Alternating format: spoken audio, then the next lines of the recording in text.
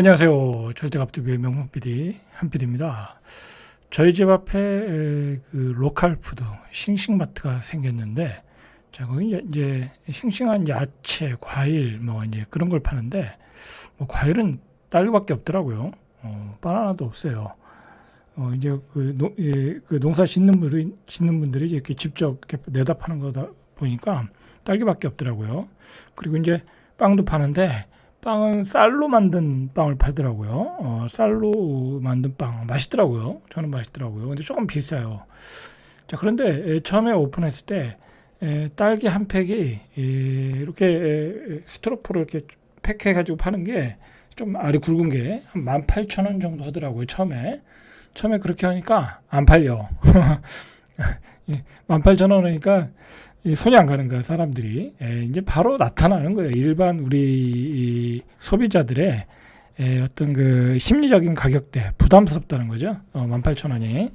그 다음에 빵도, 롤빵인데, 이렇게, 한 3분의 2 정도 크기, 전체 크기는 아니고, 일반적인 크기는 아니고, 한 3분의 2 크기 정도로 줄여가지고, 한 5,600원 정도인데, 뭐 아이들 둘이면 다 먹겠더라고요. 그냥 다 먹겠더라고. 근데 그래도 맛있는데 그것도 잘 안 팔려. 손이 안 가는 거예요. 그냥 굳이 꼭 필요한가 아니면 못 사는 거야, 사람들이. 그죠? 꼭 필요한 거 아니면 못 사더라. 빵은 안 먹어도 되잖아요.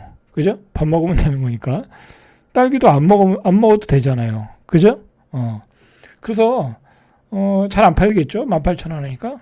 그래서 가격을 내리더라고요. 그 다음날 가니까 15,000원. 뭐 요즘은 이제 끝물이 되니까 훨씬 많이 내렸는데, 예를 들어 12,000원, 13,000원까지 내리니까 다 팔리더라고요.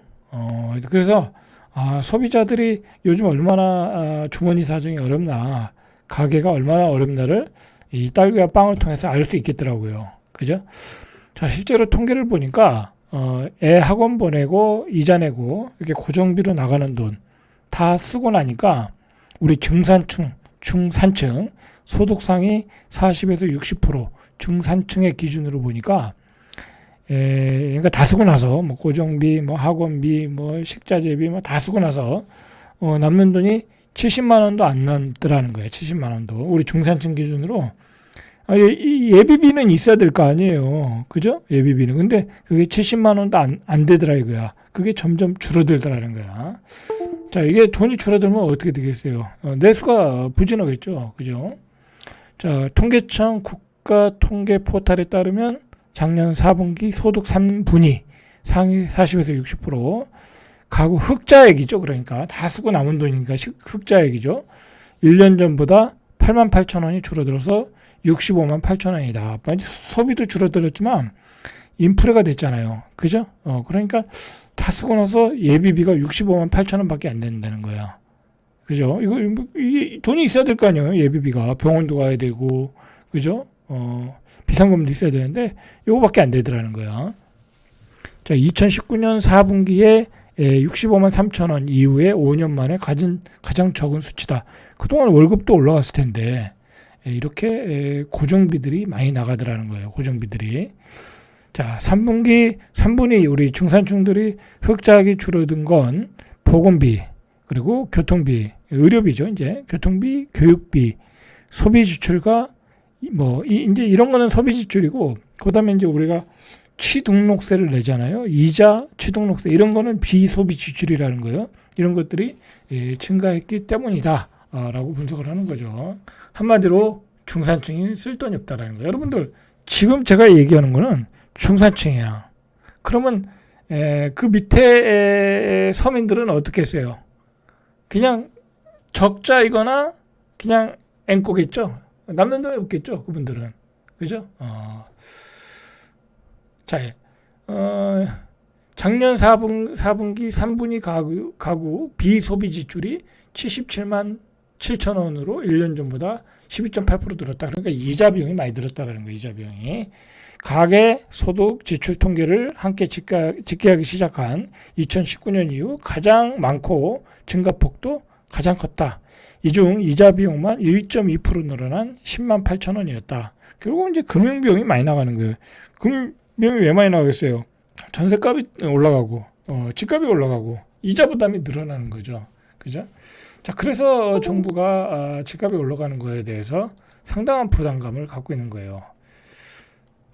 자, 부동산 구입에 따른 취등록세가 늘고 비경상조세가 5만 5천으로 5배 가까이 491% 증가한 점도 가구의 여윳돈을 줄이는 요인이 됐다. 여기에 교육비까지 늘었다. 교육비는 줄이진 않죠. 자, 교육비 지출이 14만 5천 원으로 지출이 이전보다 13.2% 늘었다. 학원비도 올라가는 거니까. 이는 전체 가구 평균 교육비 증가폭의 0.4%를 크게 넘어섰다. 자, 이 교육비가 문제예요. 자, 이렇게 중산층의 가계 여윳돈의 급격한 위축, 그죠? 소비 심리 위축이 되는 거죠. 자, 그런 우려가 나타나고 있다는 거죠. 중산층의 살림살이가 빠듯해지면 내수뿐만 아니라 경제의 기반 자체를 흔들 수 있다. 자, 이게 이제 갈수록 여윳돈이 줄어드는 거예요. 그죠? 갈수록 이 경제 성장률이 떨어지는 거니까. 그죠? 굉장히 이제 보릿고개가 기다리고 있는 거예요, 여러분들. 보릿고개가 기다리고 있는 거예요, 지금. 자, 심지어는 이런 뉴스도 있어요. 가뜩이나 이제 우유 업계가 요즘 걱정인데 우유값이 많이 올랐잖아요. 그죠? 근데 또 우유 소비는 많이 하잖아요. 자, 요즘 물가가 너무 올라 걱정인데 이제 어머니의 심정이죠. 어머니가 이제 마트를 갔는데 아이 키우는 집은 우유값이 많이 올라 걱정이 된다는 거죠. 그래서 배앓이 걱정 없는 프리미엄 우유를 먹였는데 이제는 이제 그걸 못 먹인다는 거예요, 아이들. 프리미엄 우유를 먹으면 이게 설사 잘 안 하나 보죠. 그래서 저렴한 가격 때문에 수입 멸균 우유를 먹게 되더라는 거예요, 좀. 그죠? 지난 22일 강동구의 한 대형 마트에서 만난 주부 이 최신영 씨는 우유업계의 가격 인상 예고에 고개를 내저으며 이같이 말했다. 자, 그러니까 자꾸 소비를 줄일 수밖에 없는 거예요. 소비를. 가격을 올리면 소비가 줄어들 수밖에 없는 거야. 그죠? 앞에서 제가 얘기했지만 딸기값이 올라가면 딸기를 못 사 먹어요. 그죠? 빵값이 올라가면 못 먹어요. 제가 그걸 느꼈어요. 분명히. 전 가면은 빵들이 저 맛있는 빵들이 왜 저렇게 안 팔리지? 그런 생각이 들더라고요. 저는 뭐 이제 가끔 제가 먹고 싶으니까 사는데 저게 안 팔릴 정도면 사람들이 굉장히 지금 주머니 사정이 안 좋구나. 뭐 세종이 그렇게 어려운 동네도 아니고 딱 중산층의 동네인데도 그런 생각이 들더라고요. 그러면서 무슨 생각이 드냐면 역시 돈을 벌어야 되는구나. 그죠? 돈이 적게 벌리면 결국 내가 먹고 싶은 빵도 못 먹고 딸기도 못 먹고 그렇게 되는구나. 그런 생각이 들었어요. 그죠? 자, 열심히 재테크해서 주식 투자해서 돈을 벌어야 되겠다. 뭐 그런 생각이 들더라고요. 자, 여러분들 지금 이제 우리 건설업계가 얼마나 상황이 어려운 날을 시멘트 업계를 통해 보면 알 수 있어요. 시멘트가 잘 안 팔린다. 시멘트가 재고가 쌓인다. 그러면 뭐 건설 현장에 안 들어간다라는 거잖아요. 그죠? 지금 1980년 이후 최악이라는 거야. 시멘트 공장에서 시멘트를 찍어내는데 그걸 하적장에 쌓아놓는데 너무 많이 쌓아놔서 쌓아놓을 데가 없다라는 거야. 근데 지금 건설 현장에 안 들어가잖아요. 그죠? 뭐 지금 서울의 아파트 분양 못하고 있잖아요. 그죠? 그리고 지방은 뭐 아파트 분양을 할 수가 없잖아요, 지금. 그죠? 아파트가 안 들어가요. 그러니까 1980년 이후 최악이다. 자, 극심한 건설 경기 침체 직격탄을 맞은 데가 시멘트 업계다. 자, 올해도 혹독한 내수 부진 지속으로 생존 위기에 직면했다. 시멘트 업계가 생존 위기에 직면했다는 거야. 자, 얼마나 이게 충격이 왔냐면 올해 1, 2월에 이제 1, 2월 지금까지 내수 출하량이 전년 동기 대비 24.8%가 급감했다. 24.8%가. 그러니까 한 30% 이상 줄어든 거예요, 지금. 그죠? 건설 현장이 30% 이상 줄어든 거야. 그래서 내수 부진으로 일부 생산 라인 가동을 중단했고 재고량은 급증해서 저장 능력의 90%까지 쌓였다. 이제 더 이상 쌓아놓을 데가 없으면요, 중단하겠죠. 그리고 여러분들, 시멘트는 만들면은 빨리빨리 나가야 돼. 쌓여있으면 안 돼. 굳잖아요, 그게. 그죠? 굳어요. 안 되는 거야. 이제 생산 중단까지 간다는 거야. 자, 이제 봄이 됐으니까 본격적인 성수기잖아요. 그죠? 그런데 수요 절벽이 이어지면서 추가 생산 라인 중단 가능성까지 제기되고 있다. 더 많이 공장을 스톱시킨다라는 거예요, 지금. 자, 재고가 쌓이면 저장 능력이 약 90% 육박하고 올해 출하량이 4천만 톤 밑으로 떨어질 수 있다. 이런 4천만 톤이 이게 IMF 때 기준이라는 거야. 그때보다도 지금 더 어렵다라는 거야. 협회 관계자는 본격적인 성수기에도 정체 생산 라인 35기 중 8기를 가동 중단했다. 심각하죠? 35기 중 8기가 중단됐대. 이거 몇 프로예요, 그러면 이거? 한 30% 되는 거잖아요. 다음 달 중 추가로 2기를 더 멈출 계획이돼. 그러면 35기 중 10개를 멈춘다는 거야. 그러면 만약에 35기 중 한 15개, 20개가 멈춘다는 얘기는 대공황이 오는 거네. 그죠? 그렇게 되는 거예요. 자, 건설 경기가 문제죠.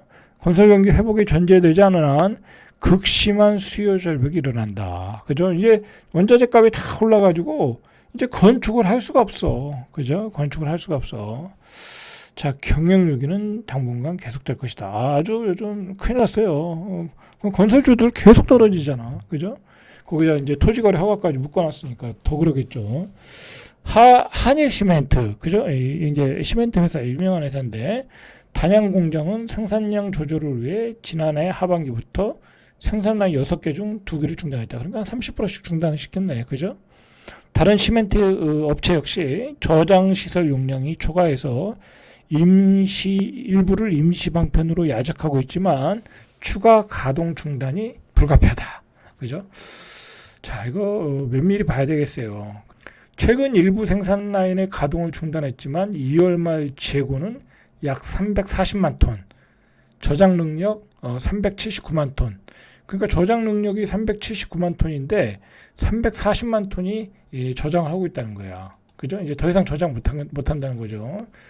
자, 업계 관계자는 내수 4천만 톤은 지난 1991년 4,420만 톤으로 처음으로 4천만 톤에 진입했다는 거예요. 이제 IMF, 우리가 IMF로 진입한 거예요. IMF로. 건설 경기는 이제 IMF로 간 거예요. 이제. 그죠? IMF 외환 시기에도 경험하지 못한 실적이다. 그죠? 내수 4천만 톤은 1991년 당시 생산 능력 4,361만 톤을 초과 달성한 수요이지만 현재는 이제 6,200만 톤까지 생산 가능하다라는 거야. 근데 4천만 톤밖에 안 나간다라는 거야. 그러니까 3분의 1이 날아간 거예요. 그죠? 공장을 다 돌려도 시원찮은 판에, 그죠? 다 돌려도 시원찮은 판에 다 돌리지도 못하고 있다라는 거야. 자, 여기도 그렇죠. 철강도 그렇죠. 뭐 자동차는 또 미국 가서 공장 진다고 그러죠. 자, 내수는 그냥 꼬꾸라지는 거예요, 여러분들 지금. 그죠? 내수는 꼬꾸라지는 거예요, 지금. 심각해요, 여러분들 지금. 자영업자들. 심각해질 수 있어. 그죠?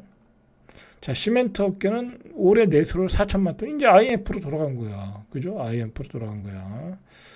큰일 났어요. 자, 뭐 내수가 회복될 기미는 안 보이죠? 안 보이죠? 자, 우리 주머니 사정은 계속 쪼그라들고, 통장에 여윳돈은 없고, 그죠?